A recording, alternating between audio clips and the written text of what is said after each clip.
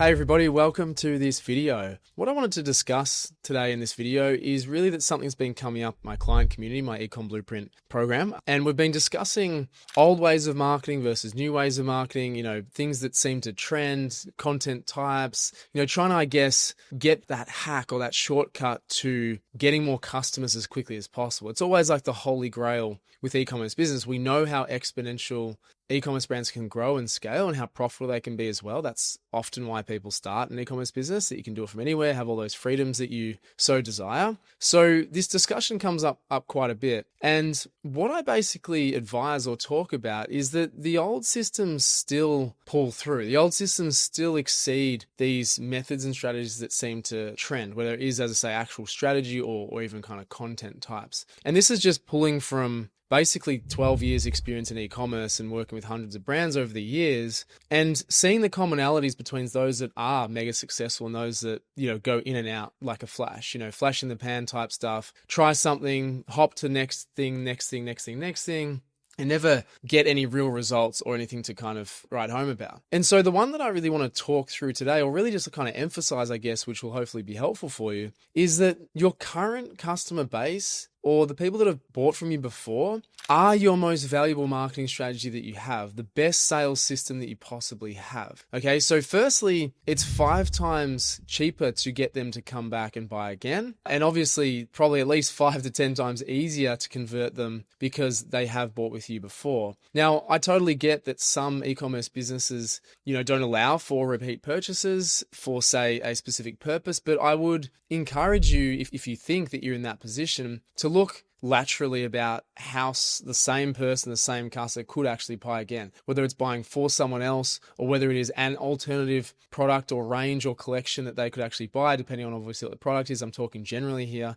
but typically it's very rare or uncommon that there would be an opportunity for someone to buy something else from you to make money from them. And it's very important that we actually look at that too, because if you are spending every single month acquiring new customers, like paying to acquire new customers in time, effort, and especially money, it's a very expensive thing and it can become very unprofitable very quickly. Okay. So that's really the importance of why we want repeat customers, but also the ease, obviously, of accessing them, the already inferred trust or assumed trust from a great experience or with you and your brand. Hopefully that's exactly what you've done and you've delivered on your promise in terms of the product and they've got value from it. And so these are our most valuable customers. It is our most assured marketing strategy, sales strategy. And so I just want to kind of, shine a light on this for a second to draw that to your attention. It might be kind of, even as a perception, boring or mundane, or just like I'm saying the same thing to the same people, but you can't think about it like that. And as soon as you start seeing sales come through from whether it is your email marketing campaigns or retargeting campaigns or specific offers that you're creating for your existing customer base, money talks. Like we find interest and sort of gravitate to where the money goes. And this is where so many of our clients have actually found really quick wins, big wins, and ongoing wins as well, right? Yes, of course, we focus on the front end, getting more people through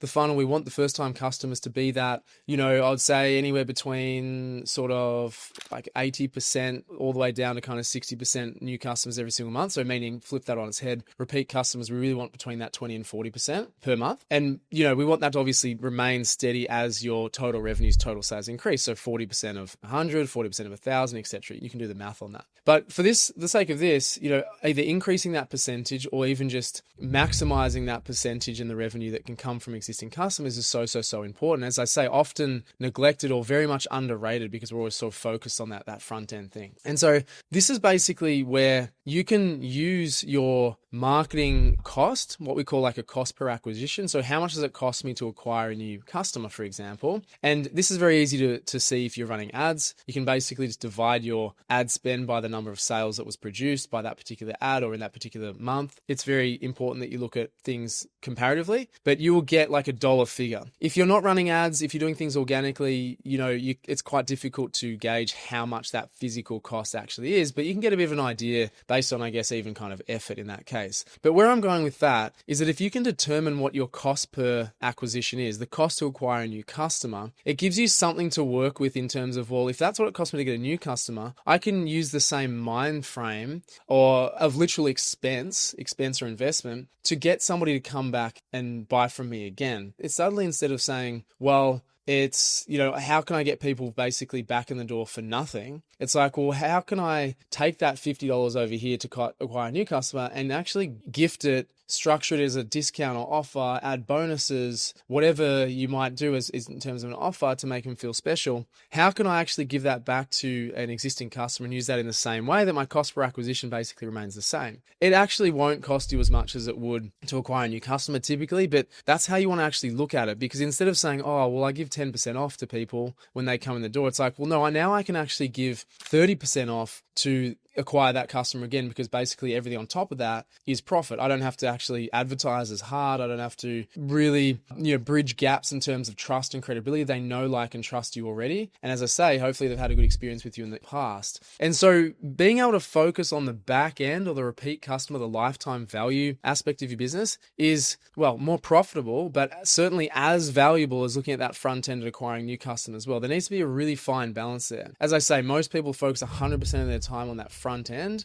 Absolutely necessary, especially in the early stages. But when you need to recoup more profits, or when you're looking for more profitability, it's all sitting in your back end with the existing customers. And so this is, again, what we've been discussing in our Ecom Blueprint community with clients is A, recouping profits and increasing profits, and B, honestly, just like rewarding customers. Right? It's way more fun acquiring, existing customers and making sure they're happy and they write great reviews and they do great UGC content, and finding ways and coming up with creative ways that you can keep building relationships with them and, beyond that first purchase. So I just wanted to kind of reiterate that and that message. There's a couple little things that we're advising that I've done that you can obviously take away. But yeah, again, just encouraging you to look at that back end of your journey, your customer journey, to recoup the profits and increase sales. It works so well, especially if you've neglected it or you've got a bit of a customer bank built up there that you haven't, communicated with for a while. So I just really want to encourage you to go and revisit that. So that's what I want to chat through today. Hopefully that was valuable for you. If you want to know how we help e-commerce businesses, there's a link below that you can click and check it out. You can have a chat with us or one of my team if you feel like it might be applicable to you, if you want to get help with scaling your e-commerce business. But other than that, appreciate you watching to this point. If you got value from this, I'd love a like, I'd love a subscribe, and I'll catch you in the next video. See ya.